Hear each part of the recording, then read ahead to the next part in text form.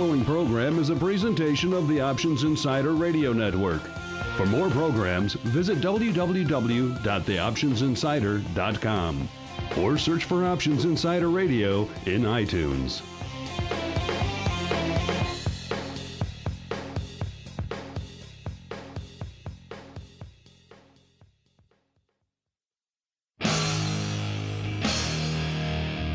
And now, it's time for the show that breaks down the options market.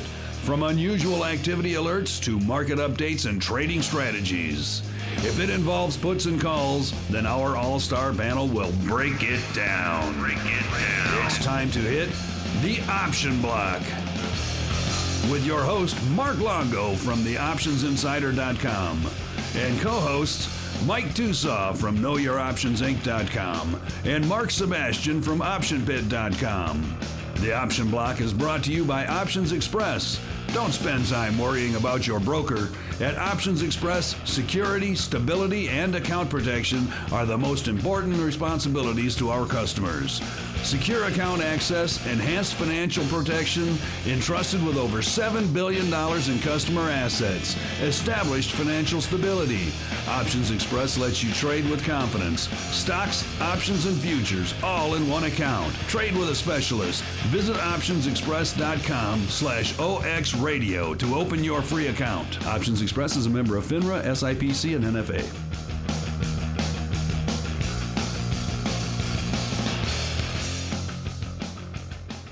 All right, everybody, and welcome back to the Option Block. We are, of course, your bi-weekly source for all things options related. My name is Mark Longo from theoptionsinsider.com, as well as from a little thing we like to call around here the old Options Insider Radio Network. I hope all of you had a great Labor Day weekend. We, of course, missed a show, but now we're back and ready to go, and we have most of our team assembled. The Viceroy is missing for some of the high holy days there, so we'll be one-man short-staffed, but we'll make up for it with an extra explosion of content today, listeners. And I am joined here at the top of the show by a man who joins us far too infrequently, yet he could make it on today. Good old Mark Sebastian, a.k.a. the Greasy Meatball from OptionPit.com. Mr. Greasy Meatball, welcome back to the program, sir. Well, it's good to be here. As I said, I'm going to make a concerted effort to be here more often. It's too much fun to miss too much. So I am here, and I am happy to be. Good to see you, Mark. Well, it's good not to see you, but it's good to talk to you. You have a camera planted somewhere that I am not aware of, sir? Mm-hmm. Yep. I built a special goatee camera that only I can see. Ah, yes. Good stuff there. Of course, you picked an exciting day to join us, so I think we'll dive into it. Of course, we'll be joined momentarily by Uncle Mike Tusaw from RCM as well. He is having the Skype gods work out some issues for him out in scenic St. Charles. It should be on momentarily. But while we wait for him, let's dive right into the trading block.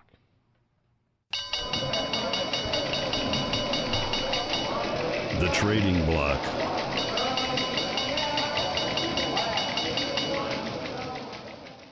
All right, listeners, you know what those bells mean. They mean it is time once again for the Trading Block. This is, of course, the portion of the program where we break down the day's worth of action and activity on the old street. And it was indeed a very, very active day, an explosion of activity. And if you can tell by my tone, that was indeed ironic. In case you missed it, it wasn't really much of an active day at all. Most of the major indices closing essentially fractionally unched on the day. The Dow closing literally almost unched on the day, and the S&P coming close behind. The NASDAQ leading the charge a little bit up, nearly 10 handles at 36.58. It's pretty much the most pronounced activity we saw today as well. The VIX cash ticking a little bit to the downside, down 1/10 of a point as well, but not too much going on there from that perspective. But before we go any further here in the old trading block, allow me to introduce the man beaming in from scenic and sunny St. Charles, Illinois, Uncle Mike Tusaw. Glad you can join us. Better late than never, sir. That's what I always say, better late than never. Oh, it's a beautiful day today. Not a lot of activity in the marketplace. It was difficult to stay awake, quite frankly. I'm assuming it was a very, very high BBI today. Yeah, it definitely was. Didn't have a lot going on today, that's for sure. You can tell I caught you there. It is an inverse indicator, as you will no doubt recall. Absolutely. So why don't we start there then? Not too much activity. Anything really catching your eye in terms of what you were watching today? Any roles, any adjustments that you took advantage of this light activity day to take upon you?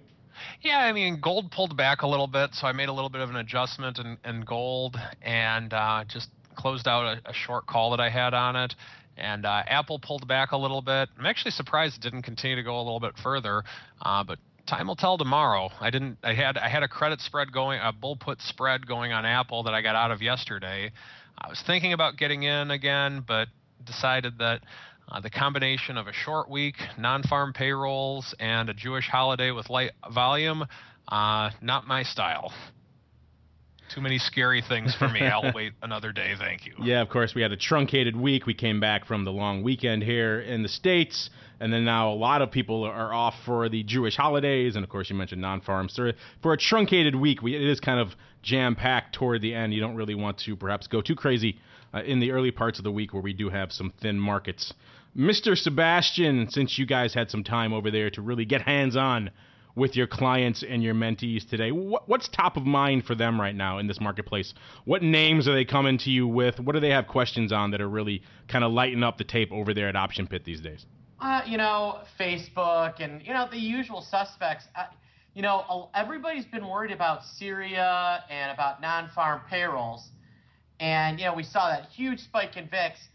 And I'm looking at the way things are shaping up. And part of me is wondering, what exactly, are people actually paying attention to either of those? And is this all veiled in FOMC fear? We saw, briefly, I saw SPY premium trading, in the weekly that expires tomorrow at cheaper levels than VIX itself. The at-the-money straddle rallied to $1.16 from $1.08.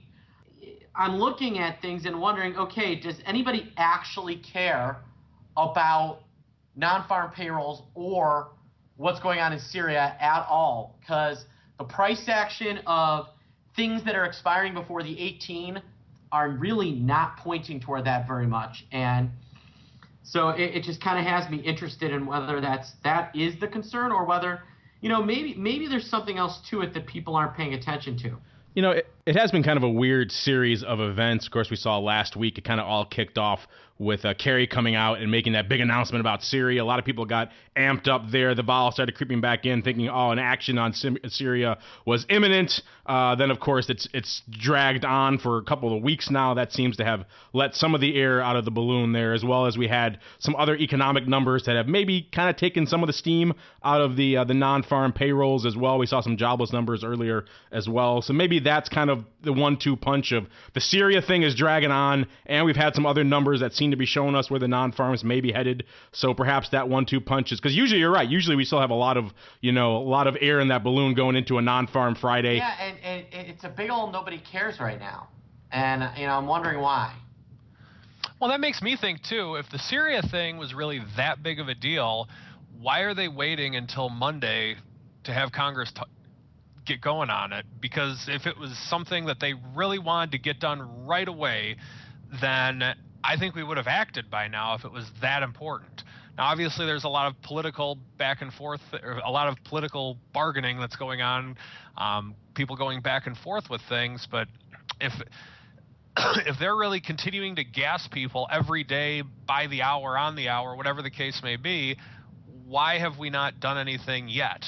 Well, I would argue, why hasn't the U.S. government come after you, Mike Tusaw? The way I've heard you gas up St. Charles, it's its own WMD is what I hear.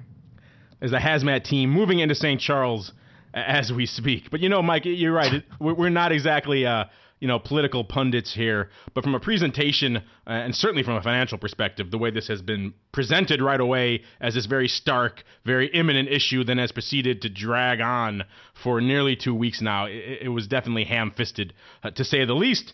And, of course, our purview here is the markets on this show, and to watch how that's impacted the markets and kind of sent them roiling right away, then kind of now starting to peter out a little bit. You have to wonder kind of who's really at the tiller up there and who's really driving the ship, and if it really is indeed on course, because it certainly seems like it's just a rudderless ship kind of drifting all over the place right now when it comes to Syria. Yeah, well, Mark, you've heard of ricin and sarin. You haven't heard of Tucson, which is what Mike is famous for. Although I've also heard Longolin is a very dangerous poisonous gas as well. Yes, but nothing like Sebastian. There's a reason the problem is my poisonous gas comes out of my mouth. So that means that on your face you have never mind. And here we are on this program spreading that toxic gas to all the masses. So that's I guess we'll be shut down any moment as well once the hazmat teams move in. But we're a weapon of mass information. We're a weapon of something. I don't know what we're disseminating on a day like today, but we're definitely stinking it up, that's for sure. But of course, there have been some other developments this week as well. From a pure options perspective, it's that time of month again. The numbers have been rolling in, and a lot of people spent a lot of time earlier in the year really wringing their hands about whether this is going to be another year for volume drawdown, whether retail is going to come back to the options market. We're starting to see, even though it has been relatively thin out there, we're starting to see some signs of life from an options perspective. We saw the numbers for August come in earlier this week, and even though it was a shorter trading day this year, one less trading day in August 2013 than in 2012, we still saw a 4% overall increase in total volume to 326.7 million contracts. So that's pretty good. I think a lot of people were certainly pleased with that, even given that we had some days in there with the shutdown of the NASDAQ. We had a day in there with that crazy Goldman trade really throwing a lot of things off, that they were still able to generate a 4% increase. I think probably surprised a lot of people. We're looking at right now average daily options trading volume for the month was higher, 8% up from a year ago. And of course, year to date, overall volume is up about 2% right now from 2012. We're looking at near about 2.75 billion contracts cleared so far for the month. I'm sorry, 2.75 billion contracts cleared so far for the year. So significant numbers over here. Interestingly enough, we'll get to this maybe a little bit later in the mail block, but we also saw div trades making up nearly 2% of the volume in August as well. So a lot of people thinking that may be hopefully going away sometime in the near future. And really quick rundown here of the exchange battle, the exchange breakdown. We saw those numbers coming out earlier this week as well, and not surprisingly, the SIBO leading the charge, over a quarter of all volume, 28.56, and number two coming in is overall is OMX Philex. Of course, that gets back to that dividend trade we discussed before, 15.25%, and then ISC coming in after them with 13.92. What's interesting about that too, if you boil it down just to equity options, you take out all the proprietary stuff like SPX over there at the SIBO, then SIBO drops to less than a quarter, 21.25% overall volume, and things like OMX and ISC start to climb up a bit, with NASDAQ going up to nearly 17% overall. So that's your look at the options market for August. I think a surprisingly strong market overall, given all the stuff we saw and all the number of hiccups that really could have really derailed the marketplace last month. In spite of that, still a 4% increase, so not too bad.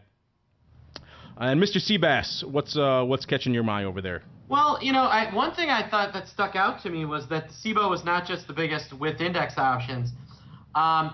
They've been coming in number 2 or number 3 in just equity options. So the fact that they have basically pulled themselves back in a first place on the equity option side, I find really interesting. And maybe, and I'm not sure what it points to, but I found that to be particularly interesting.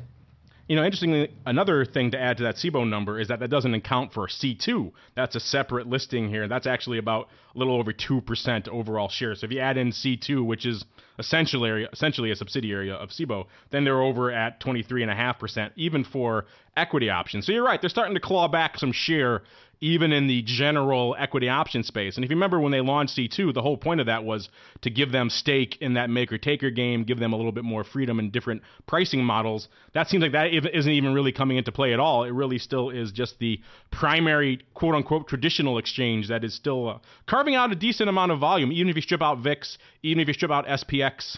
SIBO still leading the charge there, which is, I think, surprising, I think, for a lot of people. So yeah, I certainly wasn't ready to see a 4% increase this month. So interesting stuff nonetheless here out there. I know a lot of our listeners like to dive into the weeds every now and then, and we will certainly indulge you here on the old option block. A couple other things I think that have been interesting, some developments in the market. We've been off for a week, so we missed some of the big corporate actions that have been driving some volatility. Mr. Seabass, Mr. Greasy Meatball, have your clients, of course, we've seen a lot of activity in Microsoft of late. Have your clients been interested in what's going on out there? Of course. Well, the big one we were playing around with on the pro side was Onyx, ONXX, which was that Amgen play. The Microsoft feels interesting. People are more interested in playing Microsoft than Nokia. And yeah, that's been one that, I think a lot of people are taking that move and subsequent increase in volatility as an opportunity to sell premium, because a lot of people think that puts Microsoft into a spot where it's not going to be doing much for a while. There was the other corporate action, Verizon. It's an interesting one, but Verizon as big. It's one of those weird ones. There are a lot of really big companies whose don't trade that many options, and a lot of rinky-dink companies that trade lots of options. Verizon's one of those big companies that doesn't trade a lot of options, and so we aren't seeing a lot of people into that Verizon play. It's interesting. You wouldn't think it, but Verizon does less volume in terms of options than, say, like a Tesla or even a Groupon. Well, maybe not Groupon, but some of these little ancillary BS companies do way more option volume than a big name like Verizon. And I like the move that Microsoft did with what they did earlier this week. I think that with them lower as they are, next week I do plan to look to start selling some puts on Microsoft again. I think this could be another opportunity to restart the wheel on Microsoft.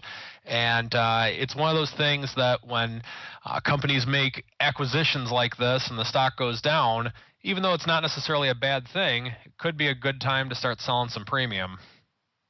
Yeah, no, that seemed to be the conventional wisdom on Microsoft, particularly after the Bomber announcement, like, what was that, a week and a half ago or so now, where people said, okay, this is it. They're in transition. They're looking for a new CEO. They're going to go back to the old range-bound Microsoft.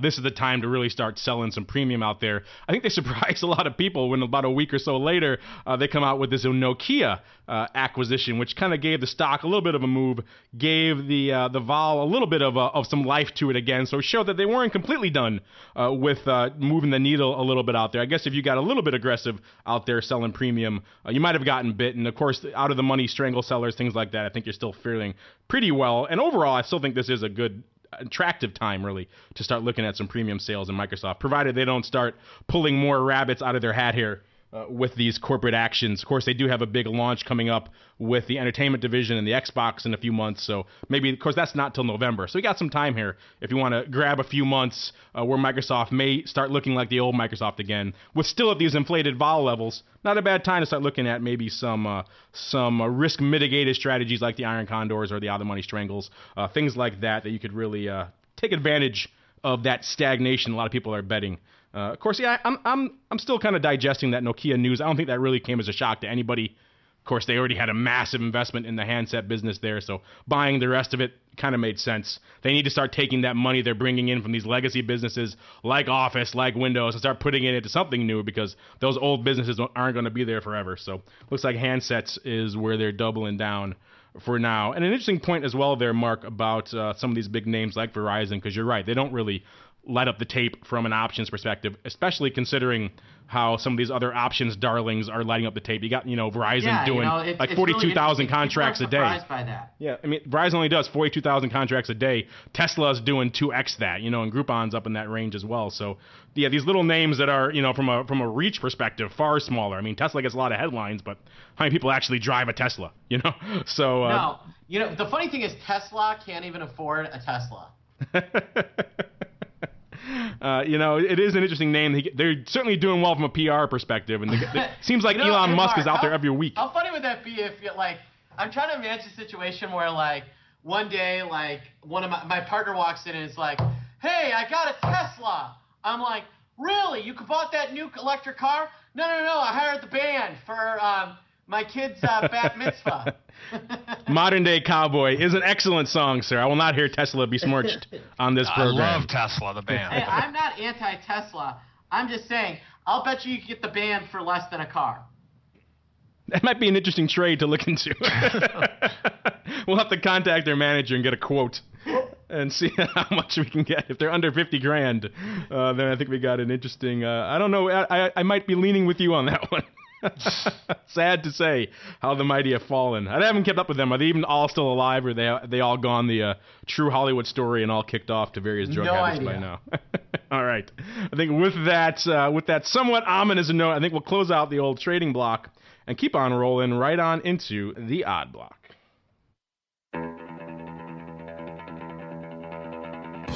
It's time to break down the most interesting, unusual, and downright questionable options activity that's been identified by theoptionsinsider.com.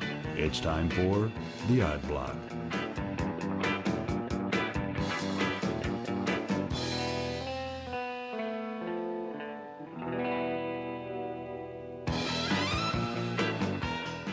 All right, everybody. It is that time again. It is time for the Odd Block, the portion of the program where we all don our fedoras and we dive into the shadier side of the options business. Going to kick things off today. It was a relatively light day. It was a light day in the old Odd Block as well. Going to kick things off with ticker symbol TKR. This is Timken Company, closing today at 60 and a quarter, up about $1.79, so up about 3% on the day. So a bullish day here for Timken. This is the name that does a whopping 600 contracts a day on average, doing 7,400 today. So really lighting up the tape from a Timken TKR perspective.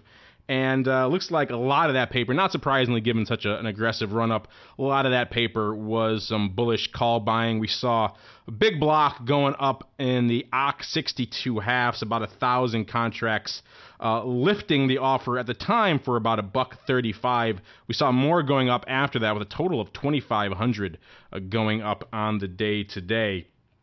And it looks like also we saw some paper going up, about 2,000 of these SEP 60 calls going up as well. Went up around the same time, so it could be a roll. There are 3,500 open on these SEP 60s, whereas there are only 176 open on the SEP 62 halves. So it could be this guy saying, hey, there's more upside here in TKR. Let's take these SEP 60s and roll them out a month and up one strike and see what we could do. Is that your take as well, Uncle Mike Tusa? That is my take. I think the only other way with which this could be anything is if someone's trying to do something with a massive short position in some way, but I highly doubt that. We might have to add a special segment of the Odd Block for the Tusa Odd Block for some of the names that you're watching and some of the unusual activity that you're spotting out there.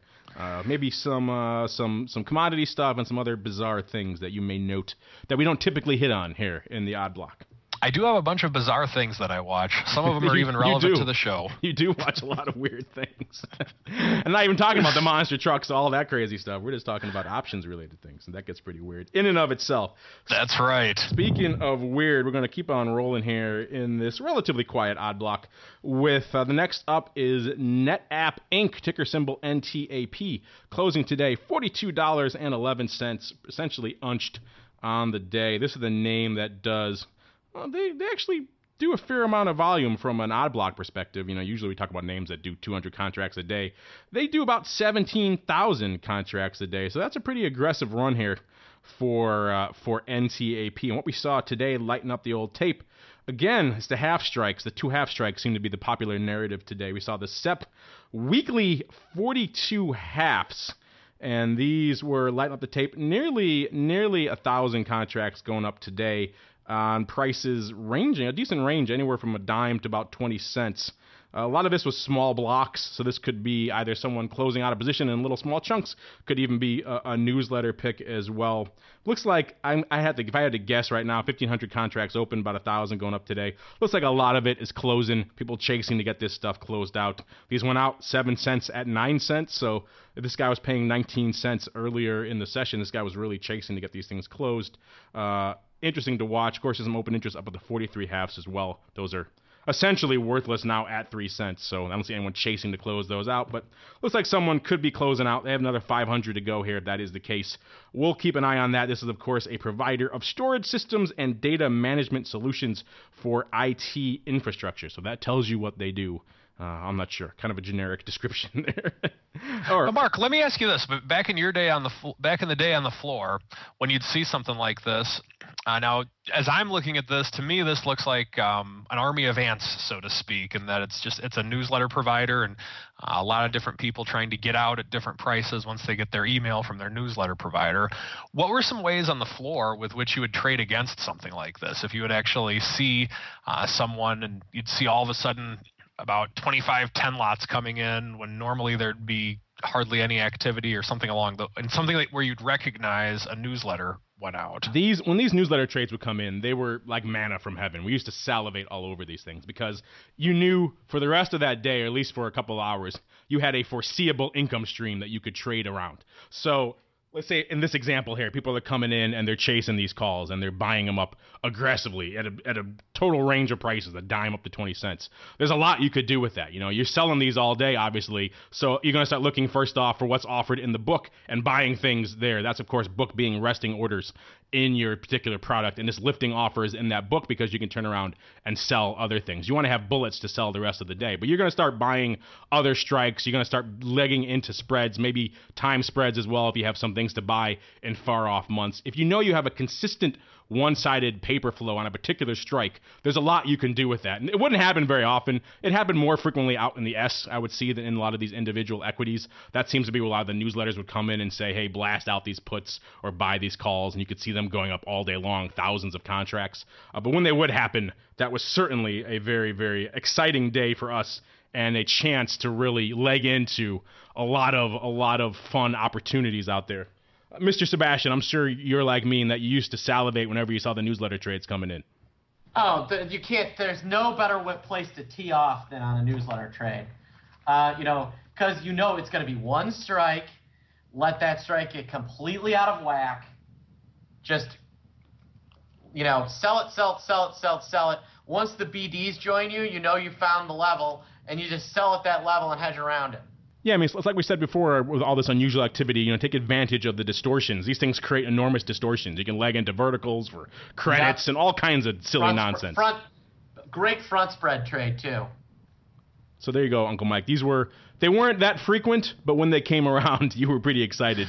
And that's what always seemed to me with newsletters. If you're one of the first to get filled, you're in good shape. But as the day goes on, that can be kind of difficult. Yeah, that's why I've always been a little bit hesitant on these big newsletter recommendation trades, and people love to flock to those things. And I've always told people, steer away. Unless you're really early on that train, it's usually a recipe for disaster. And if you're this guy who's paying 20 cents on these things that are at less than the dime now, you're already feeling that pain. So interesting stuff to watch here. And yeah, we love these newsletters. More of them. Because that's what's keeping market makers alive right now, those kind of trades. All right, we're going to keep on rolling into your neck of the woods, actually, Uncle Mike, the energy sector. We're going to hit Oasis Petroleum, ticker symbol OAS. This one closed $41.88. Another strong day out here, up about 6% or 2.25% on the day today. So a lot of love out here in OAS is the name. Doing about 1,200 contracts a day, doing nearly 3,000 today. The bulk of that driven by this massive run up here in the underlying stock. And we saw, not surprisingly, yet again, this is kind of the narrative of the day, upside, in this case, actually. These are now in the money calls. The ACK 40s going up about 1,100 times today on prices, ranging from $1.50 to $1.55, which was a pretty good scoop because these went out at $3, or actually at $3.20 today. So this guy's already essentially up 2x on his trade. Another one, like the previous trade, like the NetApp, we saw a lot of small blocks, a lot of early paper, and people coming in and early selling, which is not surprising, and then turning around, flipping that on the dime, and really buying aggressively, lifting offers, chasing this thing up as fast as they could to get filled because they knew this thing was on a run. So yeah, a lot of call buying today here in the odd block in general, and again, continuing that narrative here in OAS. All right, and last up here in this somewhat truncated odd block, we got another little one here for you. Fastenal Company, ticker symbol FAST. I like that one. Another one, strong rally in these little names, up 6% or 2 3/4 on the day to 48.60. And surprise, surprise, we saw people coming in and loving themselves some calls. We saw the SEP 47 seemed to be the trade du jour today, going up about 1,700 times for prices, a variety of prices, like a big block of them, 700 going up for about $1.05 early in the session here on open interest of 500 contracts. This is all pretty much opening paper. Again, coming in, lifting offers on calls that were at the money, now in the money calls. So these calls looking pretty good as well because these calls went out at $2. So this guy doubling his money in a very short period of time. Not too much else to really dive in here. Doesn't seem like it was a buy ride or anything like that. Just some well-timed call buying, it seems, across the board here in today's odd block. And with that, we're going to close out the old odd block and keep on rolling right on into the strategy block.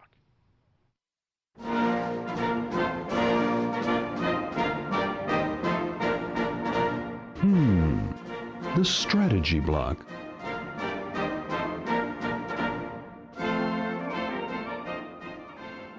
All right, Mr. Uncle Mike. Like how I mixed it up there. And you've had a long day to sit there and mull upon a very grandiose strategy for our listeners. I'm very excited to see what you may have in store. Of course, my birdies are off for the high holiday as well, nor would I trust them if they were indeed back. So they're useless to me today. They're dead to me. So you truly have an open mic, sir, to do with what you will. Take that ball and run, sir. So you're saying you don't trust Jewish birds? What are you trying to say here, Mark? That has happened. They take advantage of any holiday they can get. They have no denomination or affiliation. They just see a day off, they take it. So they celebrate Jewish holidays. They celebrate Kwanzaa. Oh, they Kwanzaa, the whole 9 yards. You kidding me? The Yule, the festive Yule log celebration, you name it. That's just what I told the birdies to get you to think. You know, it's working. The plan is working. Traitorous birdie. I need to investigate. Maybe some parrots, some macaws. These other birdies I have, they're useless to me. Got it. Well, anyway, on that note, what I want to go through today is this has happened to a lot of us in trading. Let's say that you've had a covered call that goes in the money. And one of the most frustrating things for a beginning trader, if they're just selling a covered call or just trying to learn how the option game works, is when XYZ stock is at 53, let's say, you sell the 55 covered call, and then the stock is at 56.5, and you got maybe 2 or 3 weeks till expiration. Now, the first thing that's going through the new trader's head oftentimes is, gosh, I hate options. This is so stupid. Why didn't I just hold on to the stock? Human nature. It's natural. We've all been there. But the question then becomes, what can you do to combat that during that time frame? And I've brought this up many times over the course of the last couple of years. I want to give you another potential solution to your problem of having an in-the-money covered call. First thing that I want you to know on this is that my first action when my covered call goes in the money is I proceed to do a cartwheel. It's the most money you can possibly make is if you get called out on a covered call. And I'm not doing this with just covered calls. I'm doing this with diagonal spreads, with ratios, with a whole plethora of things. I'm just kind of using the covered call to keep things simple, and conceptually it's all the same thing. So when I'm done doing my cartwheel, the next thing that I need to do is reevaluate my sentiment on the stock. Am I bullish, bearish, or neutral? Because actually the stock has gone to a higher level than I thought it would because of the fact that it went through my covered call. And if I'm neutral or maybe a little bit bearish, then you know what? I'll just let the call sit there and get called out, or possibly buy to close the call and sell the stock. That's one choice with which I can do. But another thing with which you can do is that you can actually buy to close the covered call the day before expiration, or the day of expiration for that matter. It's not, unless there's a dividend or some type of an event going on, or something, you really don't have a very big risk of getting called out unless it's way in the money. So with that in mind, why not keep rolling that covered call at the same strike price if you're still getting some extrinsic value on it? So with that in mind, what I like to think of is, let's say that I'm selling, I then go into put selling mode while I'm still selling a covered call. A lot of times when people sell puts, they sell an out-of-the-money put, meaning if XYZ stock's at 56.50, they may sell the 55 put. Well, you can create the exact same thing by just continuing to roll the covered call. So with that, that's another thing that I do, that I'm doing right now with a couple of things, and I think it makes sense to do if the sentiment matches it.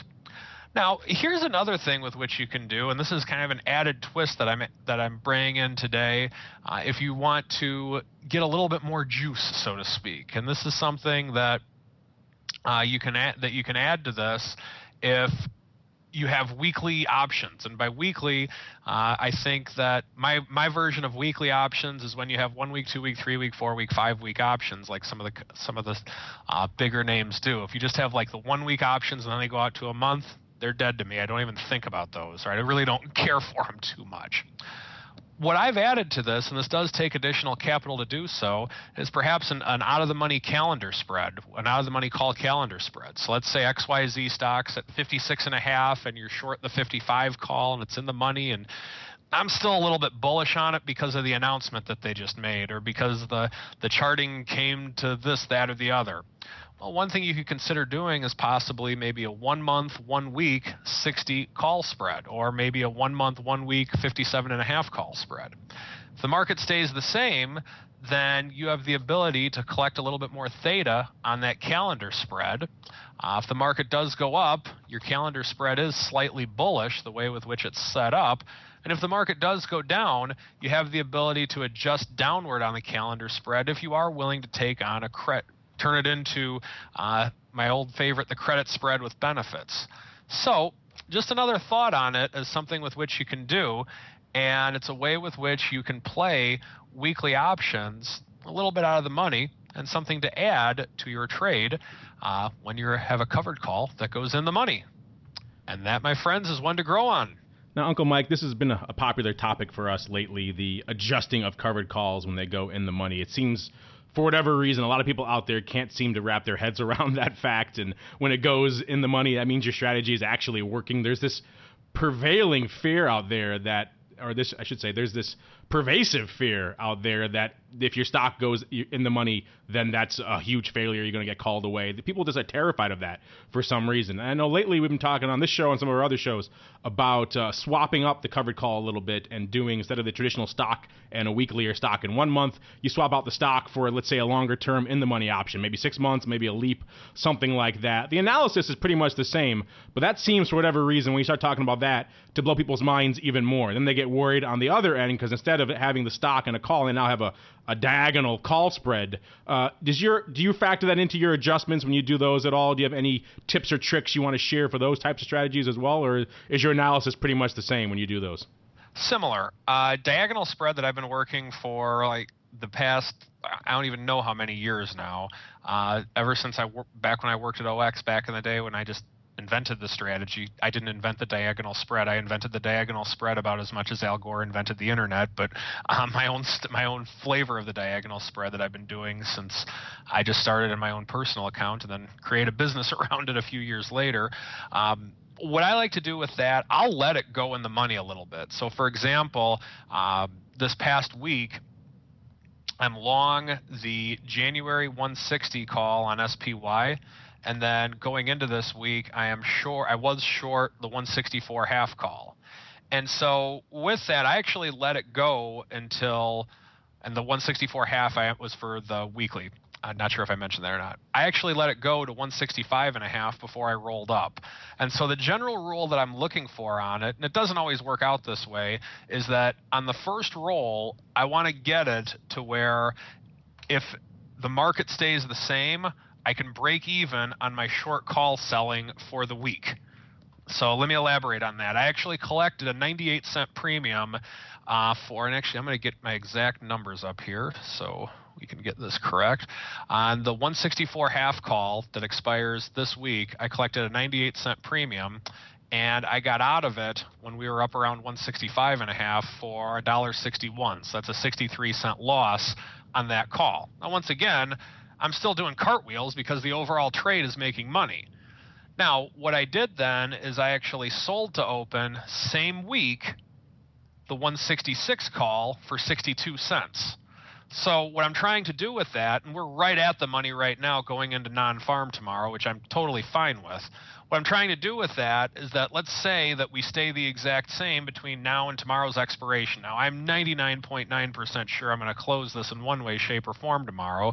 But theoretically, let's say we stay the exact same, or we close at 165.98, and that call expires worthless, then I'm only down 1 penny for the week. I wanted to be break even. I couldn't get my fill at 63 cents, but I'm only down 1 penny for the week when the market went up, so it's as if I didn't sell anything.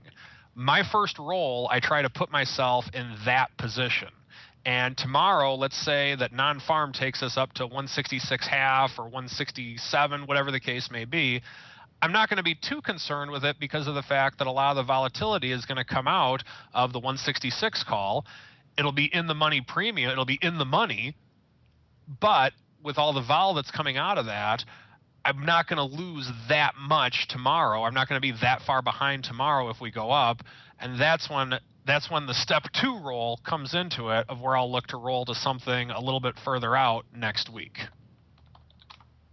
Thank you for that. Uncle Mike, certainly one to grow on, and I think there's a lot of room to still go with the adjustments on covered calls, because people just seem to have so many issues with that topic for whatever reason, particularly when you start getting into things like swapping the leaps in, because then they don't have the stock to get called away, and it tends to blow their mind. So all kinds of fun stuff. A lot of great strategies there. You just ran down for us, Uncle Mike, some grist for the mill for our listeners out there to think about in terms of calendars or swapping or just rolling. I think a lot of people even forget they can just roll their call if they're still bullish on the position overall. So a lot of interesting stuff, a lot of great adjustments. Yeah, who knows? I think we probably can fill a weekly segment with covered call adjustments going forward. Who knows? Maybe there's some interest in that going on. But speaking of going on, we're going to keep on going right on into our mail block segment. Now it's time to empty the mailbag and see what our listeners have to say. It's the mail block. All right, and welcome to the mail block. Again, one of my favorite parts of the show, because this is the portion of the show where you guys get your chance to chime in. A lot of you have been waiting patiently. We've been off for a week, so a lot of good mail coming in. And starting things off, we have a question from Mr. Phillip Kay, and he writes, what is the ASP? I'm assuming he means the All-Star Panel, unless there's some big snake on the show I'm not familiar with. What is the All-Star Panel's take on Tesla skew? Upside still steep and a good candidate for verticals, or has that ship sailed? If you guys remember, on many recent shows, we've talked about Tesla quite a bit. Even though it is a small name, they do a lot of options volume. They account for a lot of the ADV at places over like OX. So a lot of people loving Tesla these days. And for a while there, Tesla was mimicking an Apple of, let's say, 2 years ago, where the zealots were coming in, the stock could do naught but rally, and the upside calls were just bit out of control. And you could, as Mr. Phillip Kay outlines here, leg into verticals for ridiculous prices, and it was essentially a no-brainer that you should do so. We've seen a bit of a retracement in the stock. Who knows if the heady days are behind or if it's just taking a breath. But we have seen some impact for that in the skew. And I know, Mr. Sebastian, you guys over there at Option Pit have really spent a lot of time with your clients, walking them through a lot of Tesla scenarios. What's your take here on the skew? Is it still as attractive as it once was for some of these verticals and ratios? Yeah, they still love it. You can't any of these stocks where they're high flyers and they're expensive, you see the skew just keep getting bid and bid and bid. And it still has that. Now, we're seeing a little bit more of a bid in the puts, but, not much.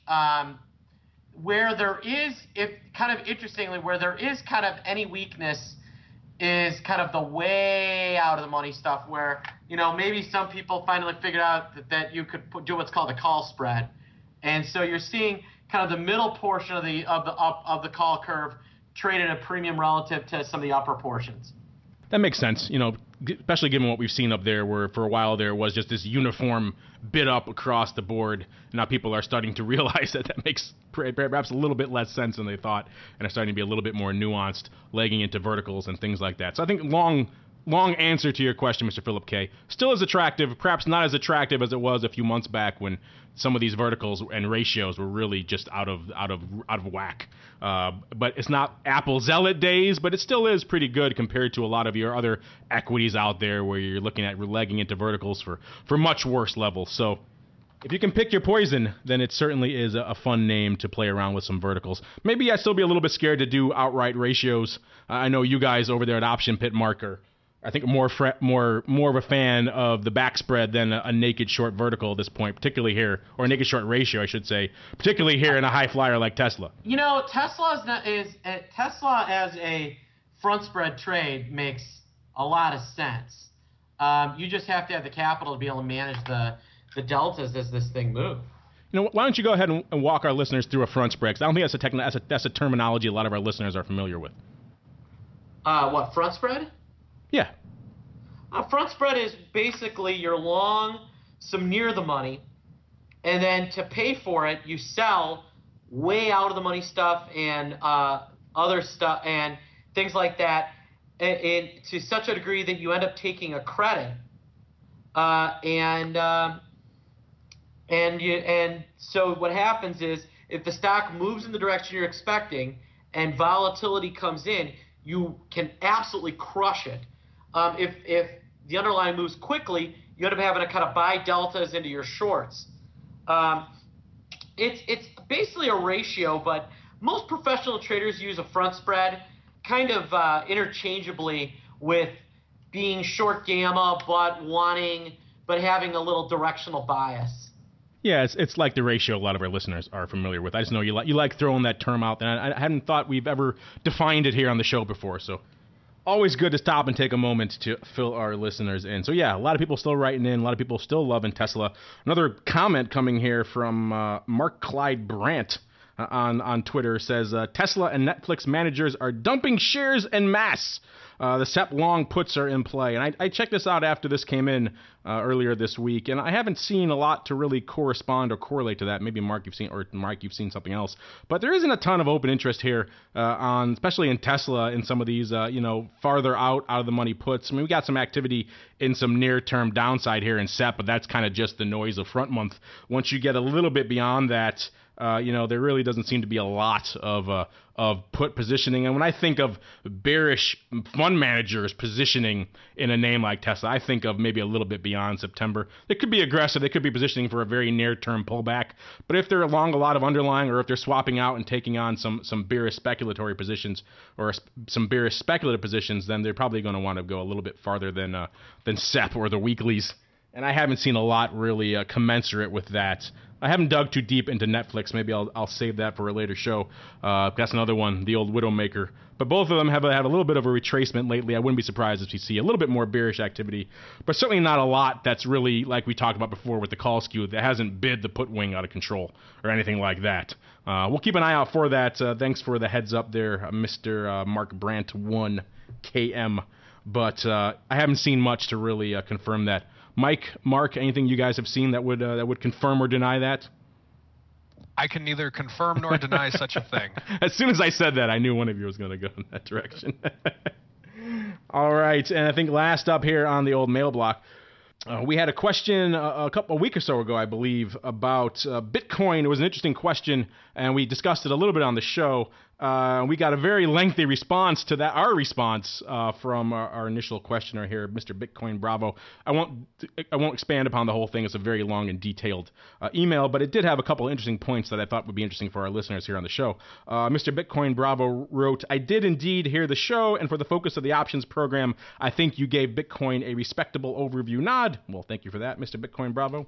He goes on to say, I did send you an email linking to hashing volatility futures that miners could use to hedge off risk, which I think is a more fascinating aspect of virtual finance and appropriate for your program. So I just wanted to share that here with our listeners because he sent us a link to an article that is called Hedging Bitcoin Mining Investments with Network Difficulty Futures, Part 1, Hedging Shipment. If you're interested at all in Bitcoin and how there might be a derivatives option/futures overlay on that, then I encourage you to check this article out. It's very detailed. It's very hardcore.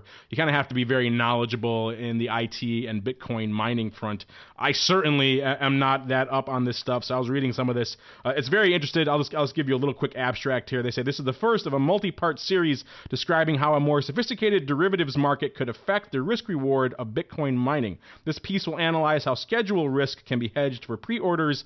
Later editions to the series will examine how how miners can provide themselves with additional revenue for detailed information about mining equipment, blah, blah, blah, blah, all that other stuff. But if you know anything about Bitcoin, there's a lot of expense that goes into mining and all this other operations, and there certainly is some uncertainty in that process. If there was a futures product, you could use that to hedge, and there is some interest even in generating income from those futures, which I'd assume would be writing those farther dated contracts against some of the products that you're digging up and mining today.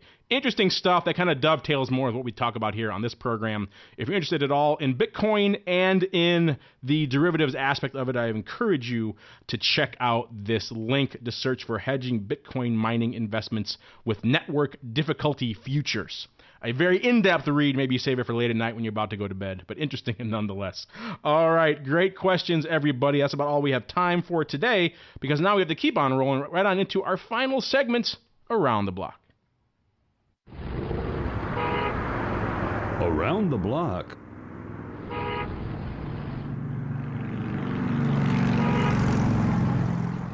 All right, and welcome to Around the Block. This is, of course, a portion of the show where we peer deep into the future and let you know what we're watching.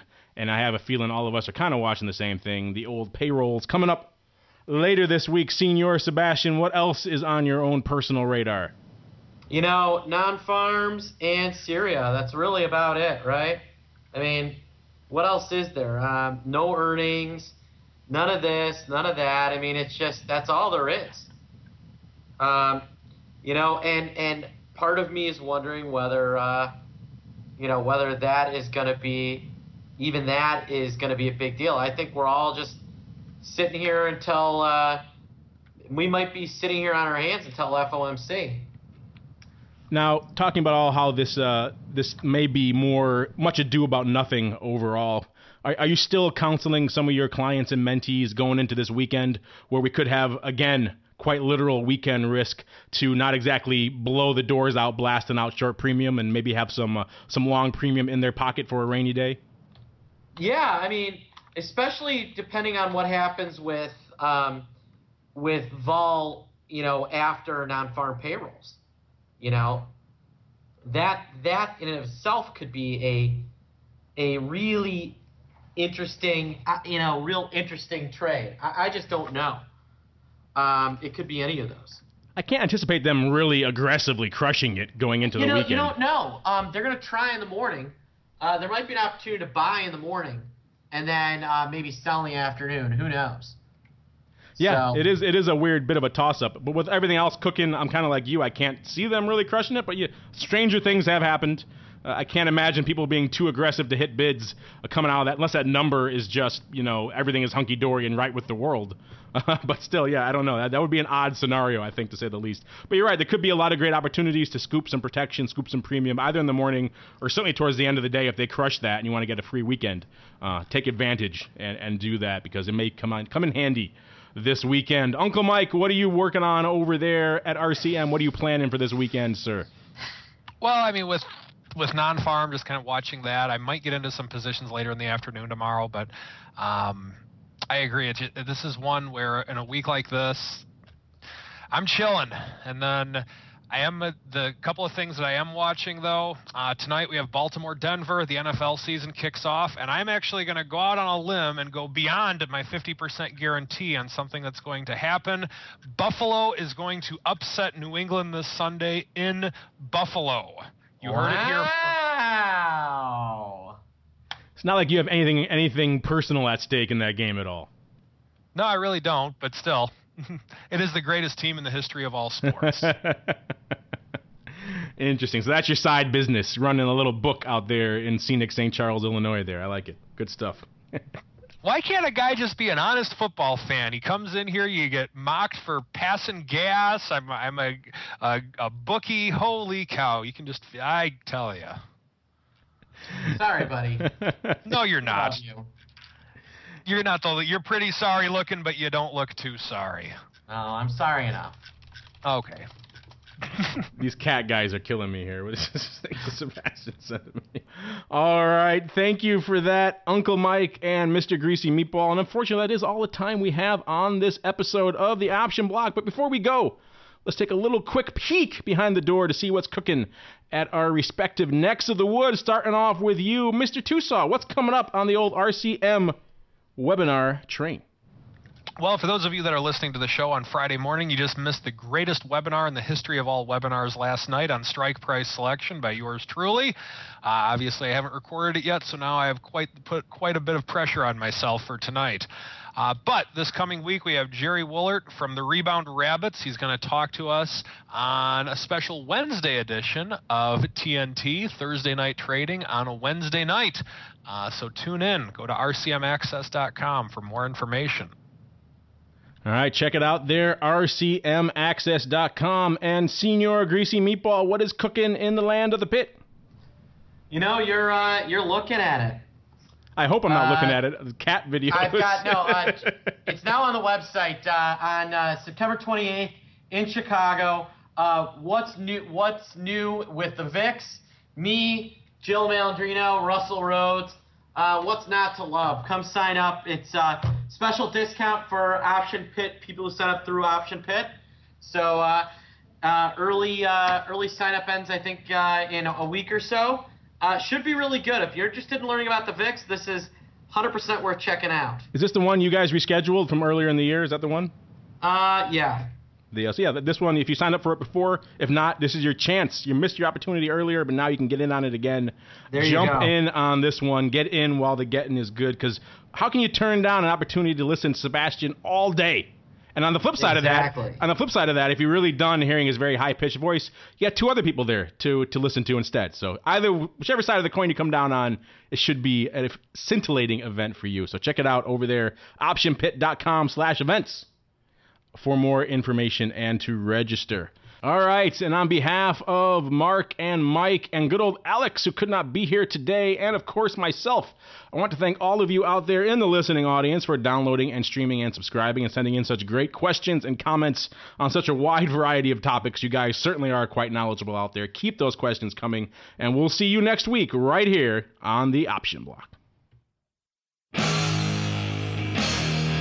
Become a part of the Option Block. Just visit www.theoptionsinsider.com/forum to post a question for the hosts.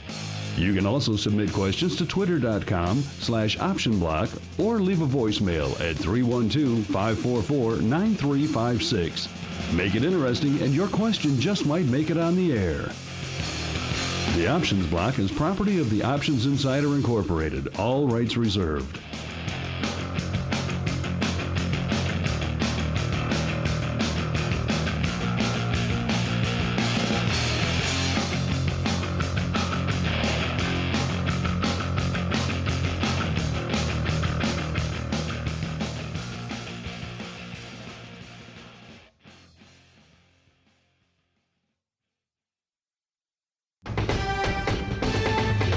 The preceding program was a presentation of the Options Insider Radio Network.